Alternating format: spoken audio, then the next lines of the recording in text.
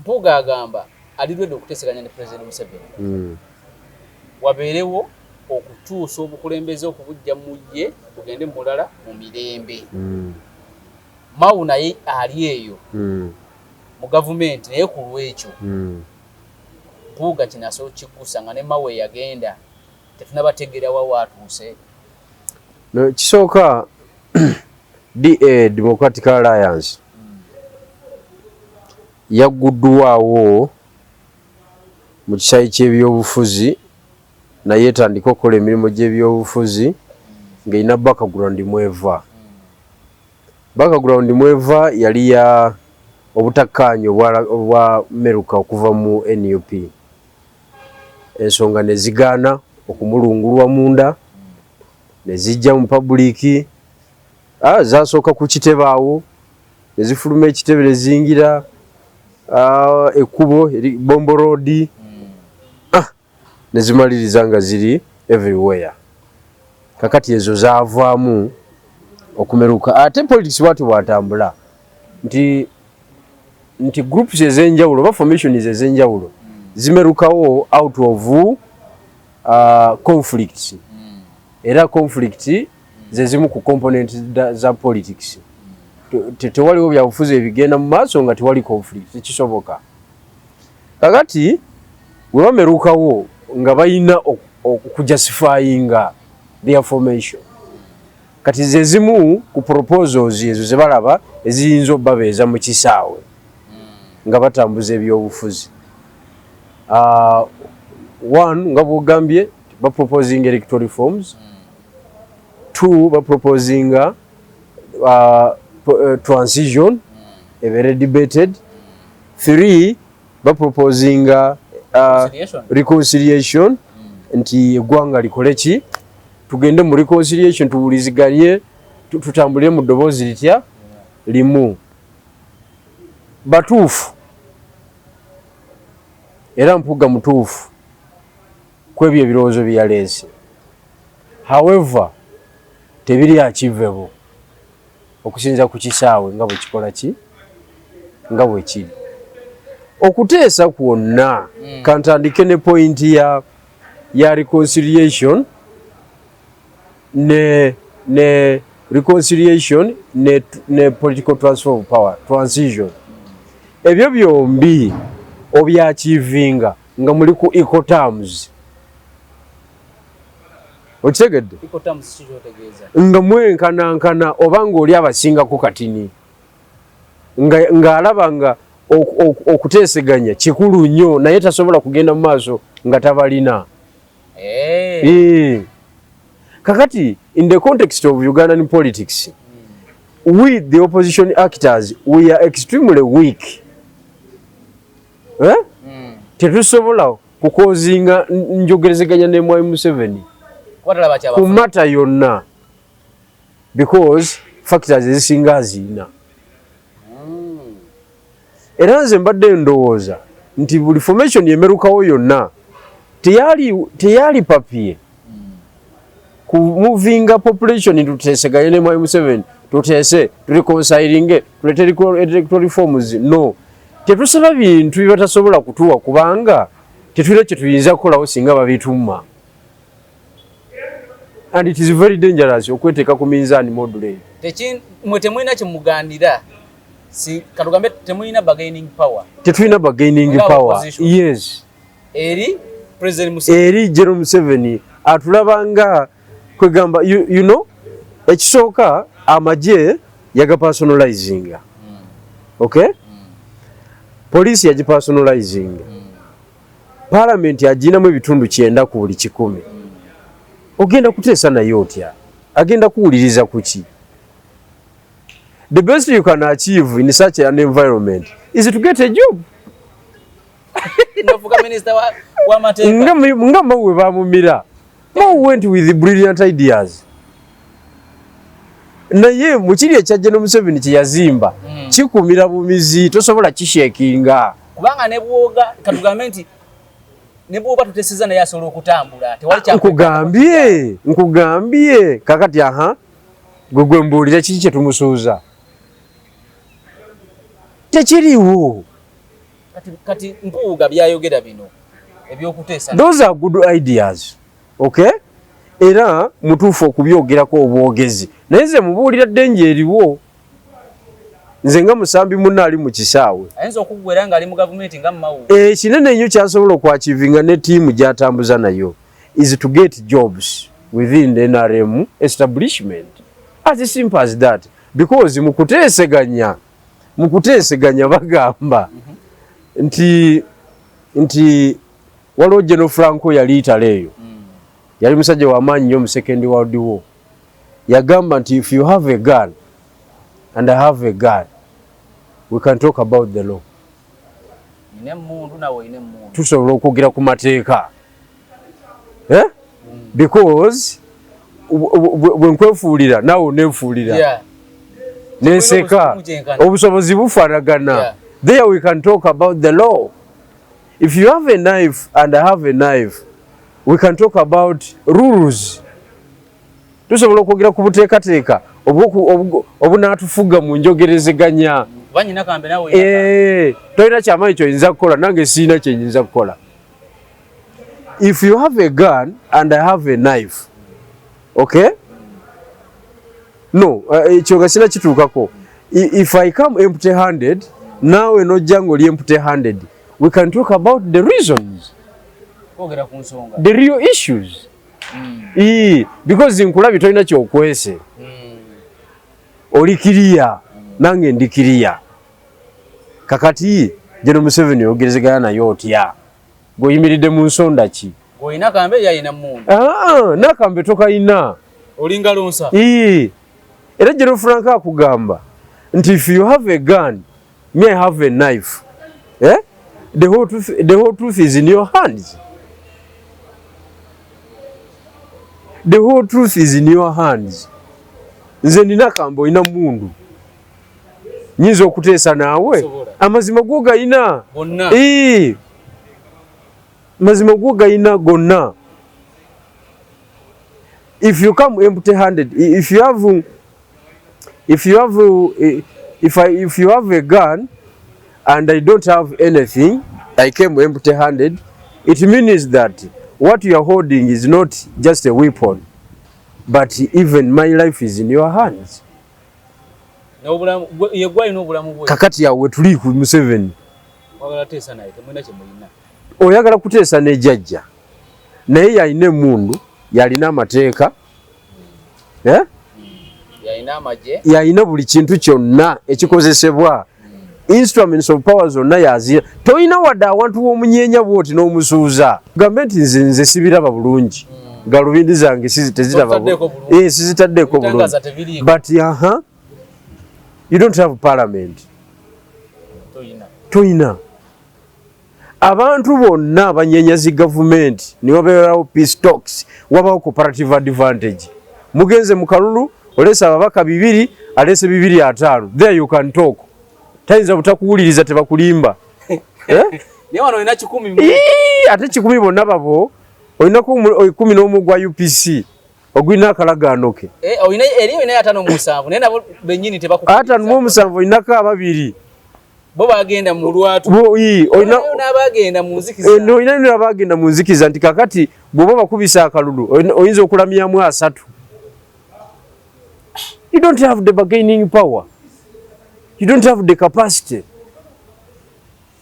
Era omusajja akugamba, General Franco akugamba nti those who make laws are the first to break them. And laws are chains for the weak. And they are tools for the strong. Nga kutaputire bulungi. Abakola amateeka be basooka okugamenya. Amateeka njegere zinyigiriza abanafu. And ebikozesebwa abalina amaanyi okunyigiriza abanafu. Kyovola batuka aba General Museveni atute mu koti maasho logo nadderi nanywa kachai because we are weak. We are weak. Singa bana Uganda General Museveni atutya tiyalikoze ebyo byonna nga abakimanyi nti is a threat. Kyovola be Kenya population eri conscious, population ya amaanyi yagobesa cabinet number. Sajja yajiwa. Najiwa. Wanga president we Kenya atya population. Population ina amaanyi. Fewano. We are vulnerable. Tetulina kyetusobola kukola ku Mwai Museveni. Kyova olaba nze nakugamba nze bwe naggulawo Eastern Revolutionary Platform. Saleeta debate za kuteesa na Mwai Museveni. Kubanga nkimanyi tayinza kumpuliriza kati. Tayinza kumpuliriza kati kubanga agamba kiki ekyo. Gavumenti ngitambuza nga sibalina abo. I am not shaken anywhere. Okitegedde? Nze debate generator ya kuzimba busobozi. Let's build capacity. Enetuviirako wekuba kuteesa naye nga luteesa tuli b'amaanyi. Nga naye nyini abeeguya. Nga kitegedde nti bw'atateesa gwaka. Okitegedde? Kitegedde. Naye bino ebyokuteekangawo debate transition tujogereko. Reconciliation. Yada. Nedda. Ndaba musajja nga alumirirwa Uganda. Myaka natikyusanga bukulembeze mirembe. Ng'egenda kugwa mu buzibu. Ng'alaga nti tulina okuteeseganya. Ebyo byonna tubiraba. Era Uganda bw'esigala nga bw'eri olwaleero tugenda kugwa mu buzibu. Okiwulidde? Ekyo kirikiriya. I agree with him. But enteeseganya zibeerawo zitya. Temusobola kuteesa ng'omulala munafu nnyo, ng'omulala w'amaanyi nnyo. Ow'amaanyi tayinza kuwuliriza. Olaba ne mu opposition mwennyini. Ezimu ku nsonga lwaki tetusobola kufuna one presidential candidate. Okay? Ezimu ku nsonga lwaki abamu tetunabona kuwulirizibwa because waliwo abalowooza nti b'amaanyi abalala muli banafu nnyo. Sajja alina ababaka 5 musa. Walina ababaka omubaka omu. Tolina kyomugaa tajja kuwuliriza. Idea ne banungi etya. Kakati tosobola kusaba kwogera n'oli jjajja nga neno mu ludda oluvuganya yennyini tetusobola kuwuliziganya. Tekiriyo. Mpuuga ali ku page enfugati. Tekiriyo. Nze ndaba alikoze ki kujja mu Eastern Revolutionary Platform. Nemukola ekyo ekyokuteekawo ekiyalikoze kiri kimu era ndowooza kitandiseeko kuzimba busobozi. Ate obusobozi nsaba buzimbe Greater Masaka walina cooperative advantage. Si Uganda yonna. Si Uganda yonna kubanga ebusoga nze ndowooza alindemu okulowooza okujjayo. Agenda kutandika okutambula n'okutalaga Uganda nga 15 January. Naye tatandikira busoga. Era naye ajja kujjayo na Uganda. Ne Uganda naye nze nga atwala busoga nina issues n'abateesiteesi be. Era issues ezimu ezinaba tezinaba resolved tajja ddukubayo.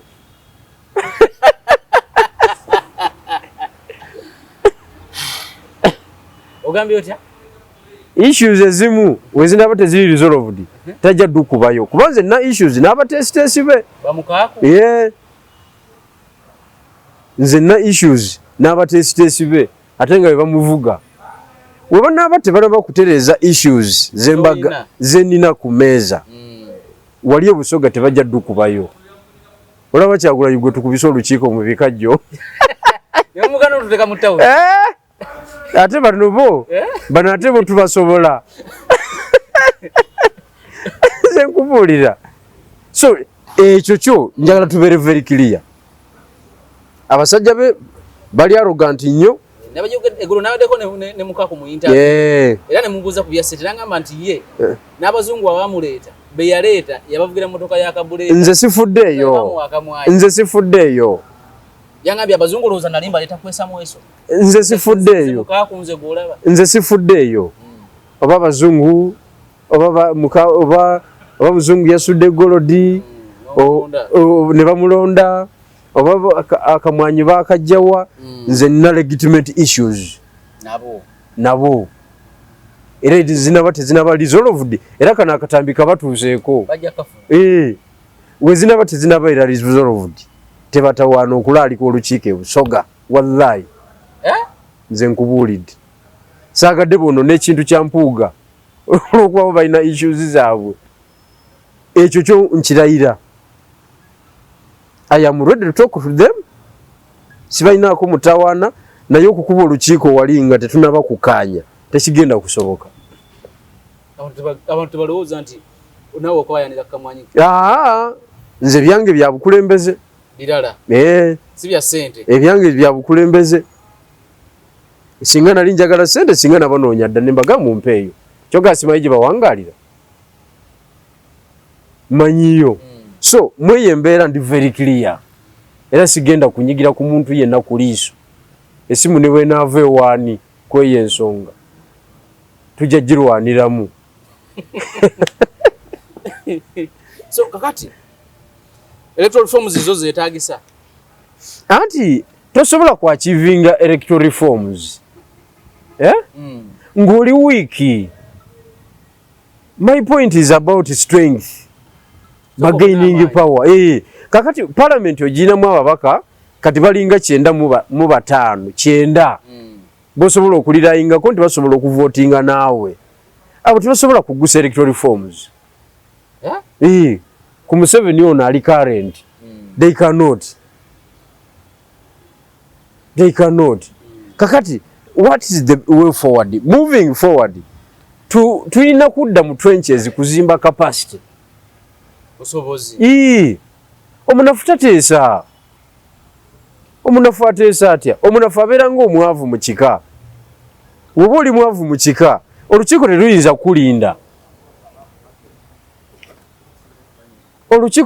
kulinda. Because bakumanyi tolina kyokola ki? Tolina kyosobola. Olina okubeera ne cooperative advantage endala. Kati nze waffe mu kyalo, I am a factor. Sina ssente naye n'embeera endala gye nteekawo. Ebintu ne bitatambula nga siriiwo.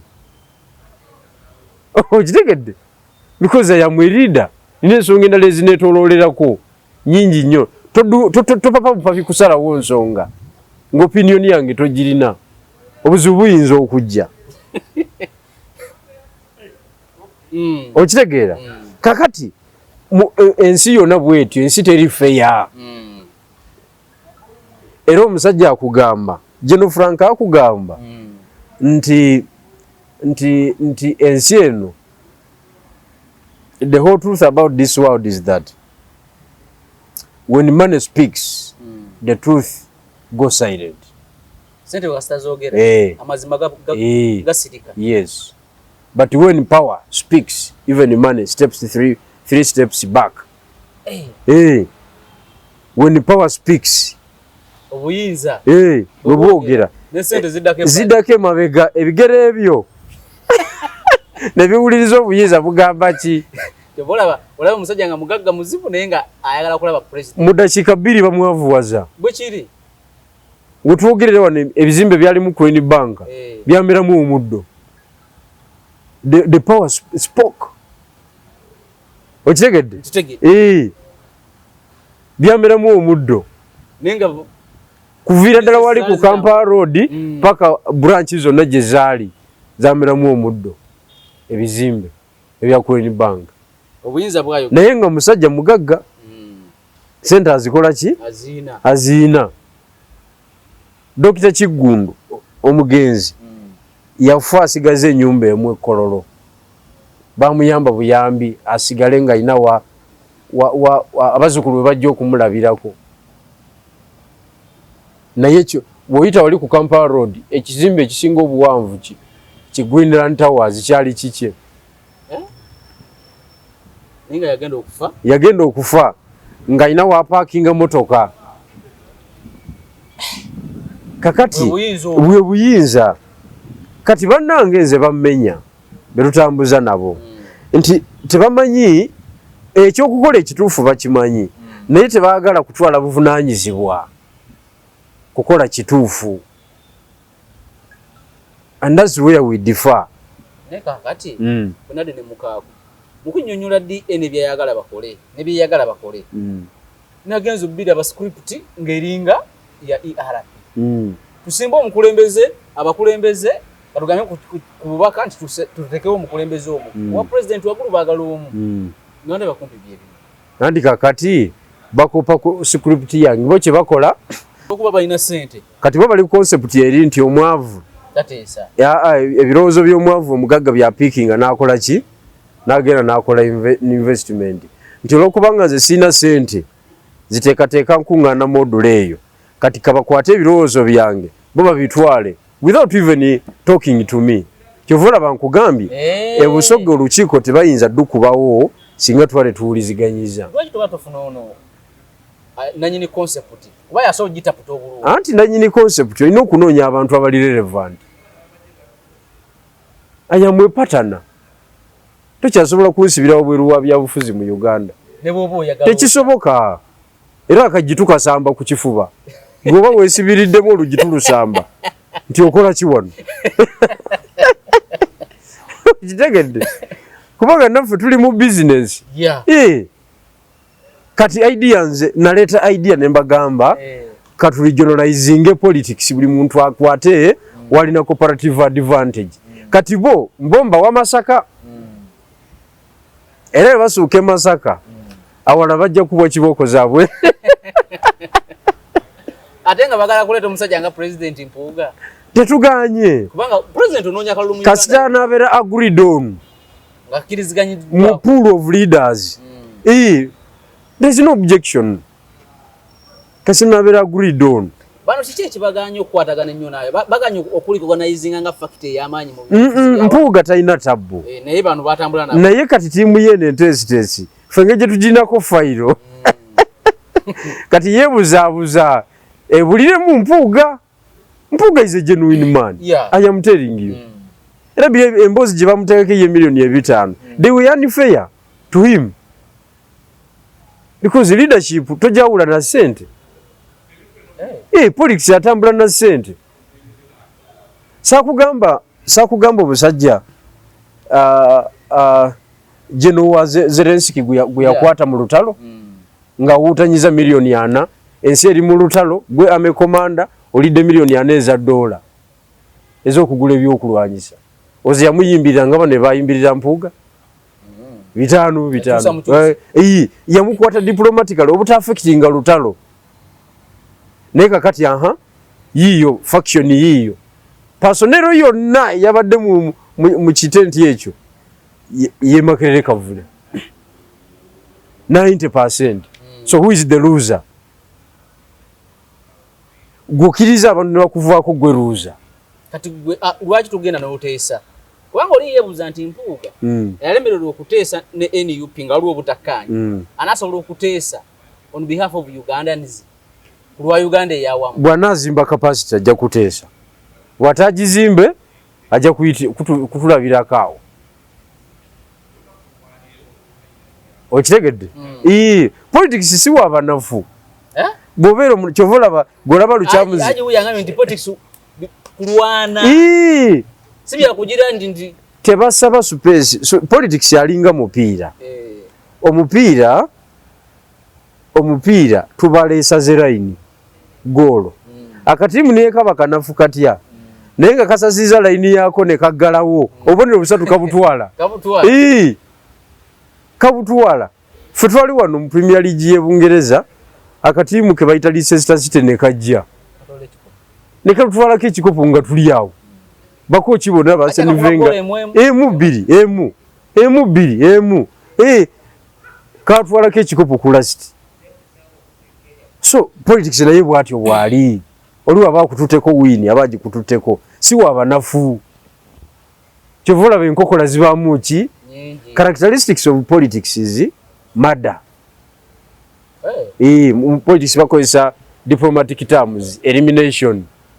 Naye kitegeeza murder. Kitegeeza murder. Elimination. Kakati politics alimu okutta, alimu okugaggawaza n'okwavuwaza. Gongamba otya nti banakuwuliriza ng'oli munafu. Kakati Mpuuga amagezi gemuwa ekisooka ategeere nze njogera ku lwa Busoga tiimu ye tejja kujja eteeketeke waliraale nga tetunaba kukaanya ekyo babeere nga bakimanyi okitegedde nze nze sijja kuddamu ebyo enamba zange bazimanyi Gwe gamba Mpuuga talina namba yange. Nze sijja banoonya. Babedi kubanga nze nayogera n'Abedi. Okiwulidde? Nga tumaze ofuna amawulire ag'akamwanyi. Nti akamwanyi kakoze eki? Kayingiddewo. Ne ngamba Abedi abasajja baakutemwa akamwanyi. Tukoze tutya nga tufa tuggwawo ffenna. Ate tebalabika masimu bajjeeko beekwese. Ate ekintu kitambula kituzingiramu ffenna. Tugenda okwetolola mu bakoze lisiti ne bateekamu amannya ne ffenna bantu bageningiddeko. Ne mugamba Abedi tukoze tutya? Abedi naye n'angamba nze n'omusujja gunkoze eki? Gunkutte. Oyo bw'atyo. Newunyiza nnyo abasajja abo mbadde ntambuza nabo babi nnyo nayogera ebigambo bingi. Abedi yayogera. Ne twawukana nga tuli ku page eki. Ne tutambula. Ngenda okulaba bateekayo ki? Mbwe ekirangiriro ekinene. Big announcement.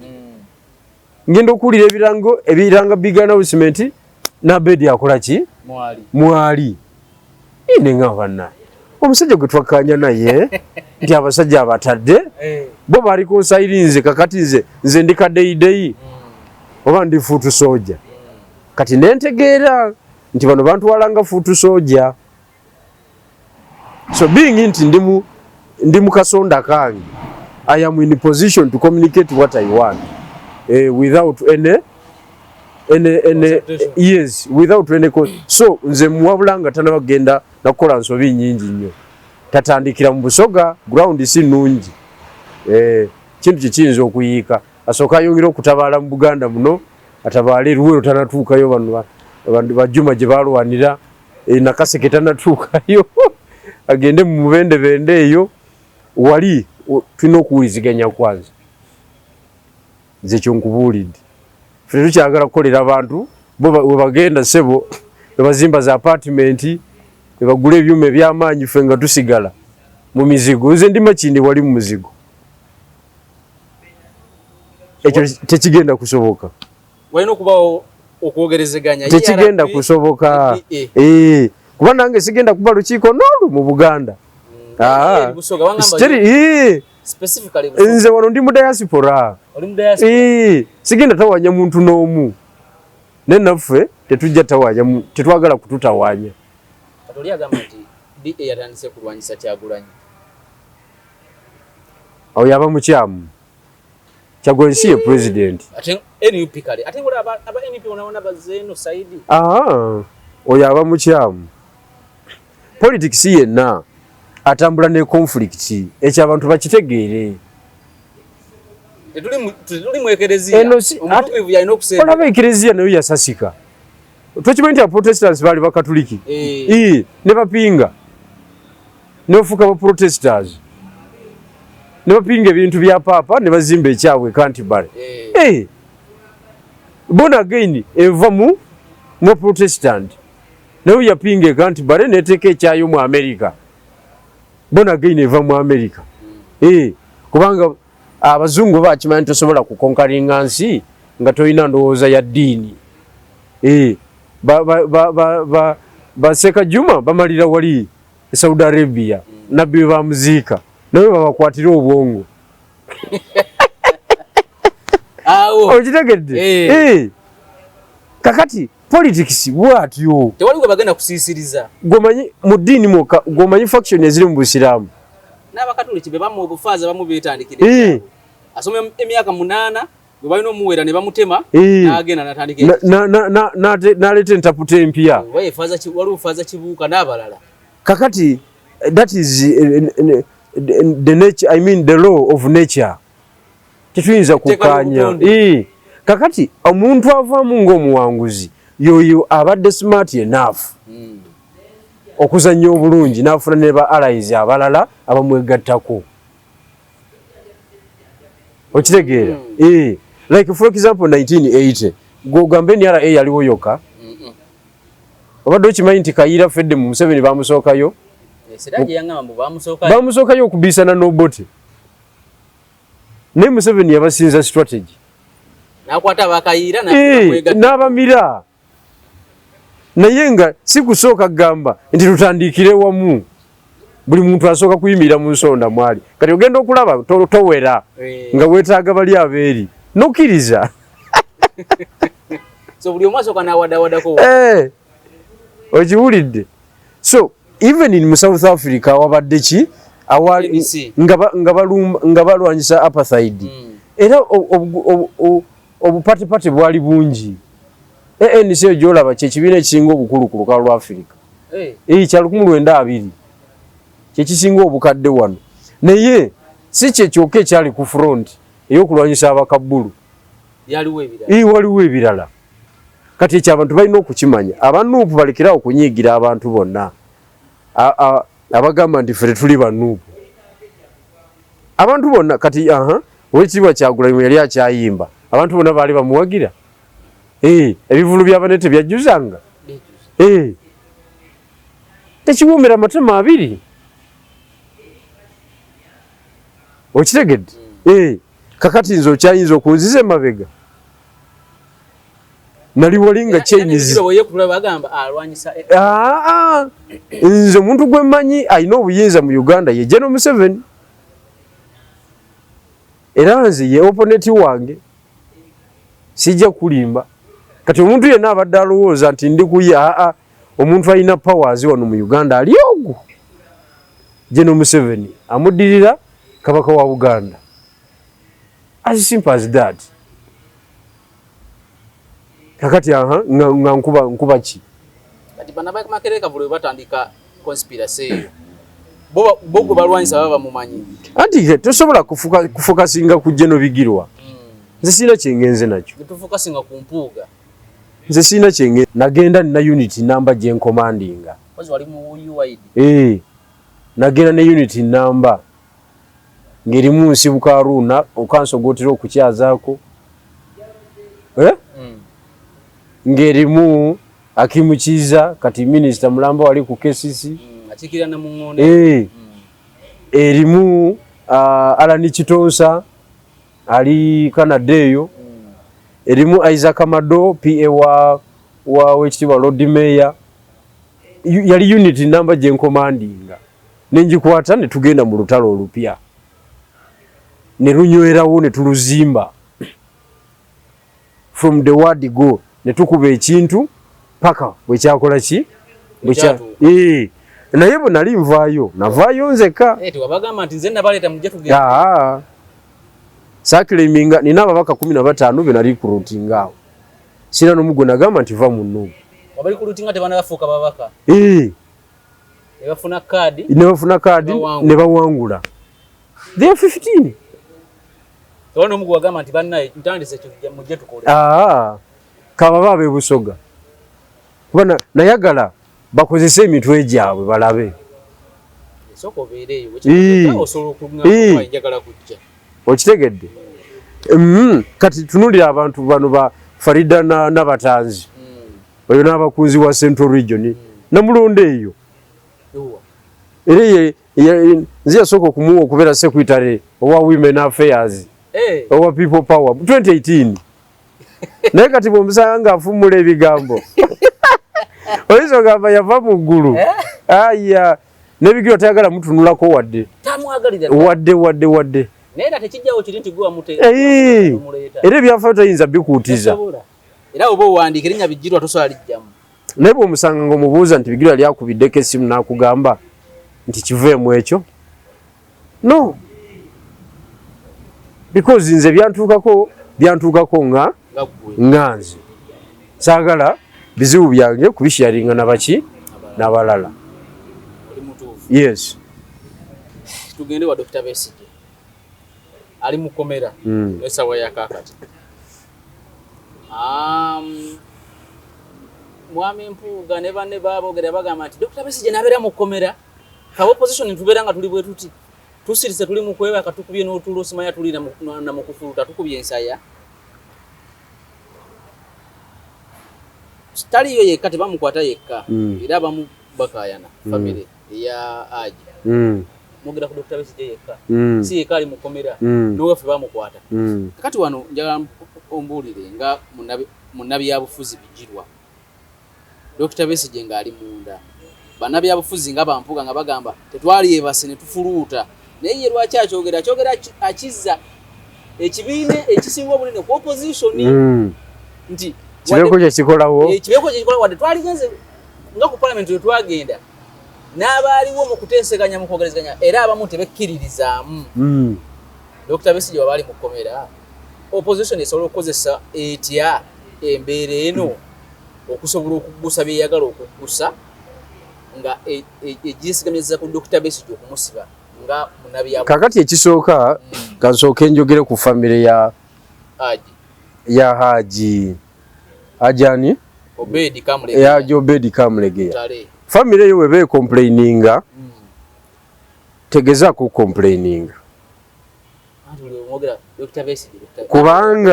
kubanga yefunye ne chance okubanga omuntu waayo asobola okwatibwa n'omuntu w'amaanyi mu high profile case ngeyo kiriwe ekiri ekyo kyogamba okumira n'amira oli andi kati bwe tufuna accident kati singa tufuna accident nze naawe bajja gamba Bigirwa Moses has died together with the others okitegedde in a fatal accident okitegedde because tetwenkanankana amira abalala Dr. Besigye omuyise wa bulijjo nti ogenda gabana naye amawulire tosobola naawe mulimu ebintu ffe bye tumanyi naddala fe ababadde mu kisaawe tosobola kugabana naye mawulire tosobola ofuuka others ffe twali muwoko tuwaaka wano ne batusiba paka Nakasongola gavumenti y'abajjuma abo nga bakyaliyo yavaayo batukasuka Nakasongola nga tuliyo Dr. Besigye Nobert Mao naffe bani Mwijukye Arodi Kaija Kenneth Pokakande John Mary Sebufu Bigirwa Moses Kintu Elvis seba amanya gavanga yaga Nobert Mao ndi retired Karokiza Besigye and Nobert Mao they have been remanded to Nakasongola prisons together with the others 9 others nga tubulira muli okitegeera nenga Kakande wa maanyi Sebufu kati minisita Mulamba wali wa maanyi naye ani gwe bakusibye naye erinnya lyogerwako nga mugenze mu kooti omulamuzi akubuuza otekinga puli Bigirwa Moses omusango waguza tewaguza ndisiguzanga ngoyogererwako wokaawo n'amawulire wali gogera ku Dr. n'abalala so ekyo bakigumire nga family balina nalake nti oyo musajja yakwatibwa nani ne Dr. Besigye. Point number 2 opposition nga bweri olwaleero tesobola kukozesa mbeera Dr. Besigye gyalimu as an activity okwa advancing a struggle. Why? Because buli nyumba eyimiridde lwayo NUP eyimiridde yokka CP eyimiridde yokka anti eyimiridde yokka ate we tusimbuliza ku ndagaano eri kuba bonna bajja ku parliament ne bateekako omukono endagaano nagiraba teriimu point of action temuli erimu kukondeminga we condemn the arrest of Dr. Besigye from Kenya ne bamuzza wano nga balinga abakomyawo amagoba ge bakozemu ng'MTN wenezaayo amagoba South Africa bakondeminga okumutwala mu General Court Martial eya wano kwegamba issues zebawa nga zeza bulijjo temuli mu point of action, so there was no coalition on that matter because only doctor chiyalimu it was a point of action against General Museveni. However, nabadde ndaba akatambi ka Winnie Byanyima mchalawe nga ali Kenya citizen Winnie Byanyima yagambye yayogedde ebigambo ebizibu ebirumika bba ebirimu omuzungu Kubaga yagambye nti dokita yagenda okumitinga abasajja be okuva e Bungereza abafandinga political parties ku lwa Africa ne mu bitundu ebirala abasponsoringa democracy okukula.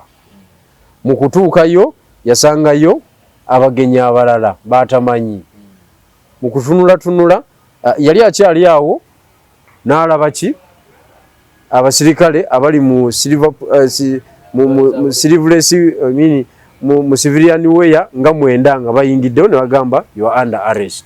Ogenda ogira bwe wati nga waliwo emundu 2 ne bokisi ya sente. Ogenda ogira bwati nga abagenyi ababiri tebalabikako abazungu.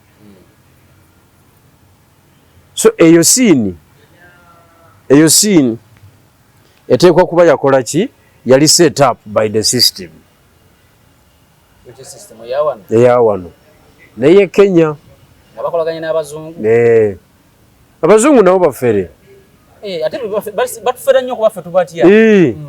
Abazungu nabo bafere. Bwogera n'ebigambo bya Winnie olabira ddala nga it was a set up. Kakati webeera set up. One, tiimu ye eya PFF yeyina okulembera olutabaalo olw'okusettinga pace. Kati olutabaalo ye lwekulembedde era lweyagala okumalirako amaanyi lw'amateeka. Teruggusa. Teruggusa. Opposition eyawamu ate tesobola kubaako kyekola. Kubanga opposition eyawamu naye eri worried egamba bw'okola activities mu mbeera ya dokita eno gy'alimu gw'oyongera amaanyi. Tebagala maanyi kubavaako. Gumanye enkwe ziri mu opposition. Waliwo ware eyo. Waliwo ware eyo nti Dr. Besigye agenda kuvaayo nga w'amaanyi. Atutwaleko ekintu. Kintu ki? Opposition leadership. Opposition is their position. Opposition is their position. Kakati oba olina ky'oŋŋamba nze bigirwa talishuwa ku kyeggulo. Nze ndi wa mmere ya leero. Kitegeeza nti nze mbadde manyi nti opposition esobola kati wano waliwo muyina okubeerera awamu wadde temukkiriziganya. Mulaba nti ensonga tuli ku kino wadde tetulina obutakkaanya bwaffe. Ekyo kyalizimbiddwa oyo aba atuli mu maaso. Nze nzikiriza nti Oweekitiibwa Kyagulanyi akyatuli mu maaso. Era n'empuga akikkiriza. Okay. Kati the onus is on him. Okusettinga pace, okuprovidinga leadership. Eyembeera gye tukola ki? Gye tulimu. Kuba kati nze namuwandiikira teyanziramu. Akabonero akalaga nti n'okunengera tanengera.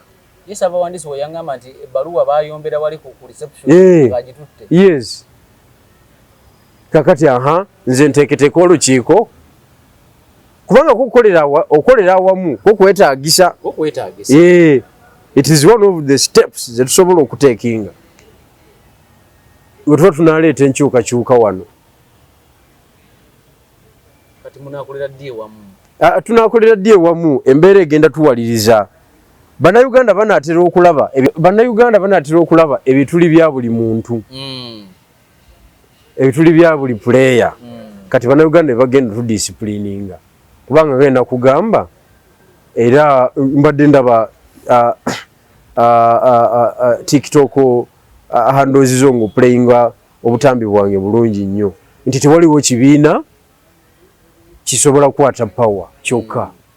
Tekiriiwo. Okwegatta ye solution ku nsonga eno. Bati olugendo lw'okwegatta terunaba kuba lulambulukufu. Abantu bakyekyanga. Abantu bakyewulira amaanyi nga bo.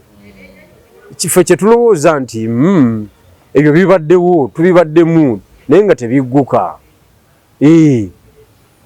Tweyanza nnyo tukome wano. Amiina.